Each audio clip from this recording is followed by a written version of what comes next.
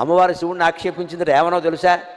నీకు కట్టుకుందుకు బట్టలు కూడా లేవు, సరిగ్గా దిగంబరుడుగా ఉంటావు, నేను కాబట్టి చేసుకున్నాను, నేను ఎవరు చేసుకుంటారు?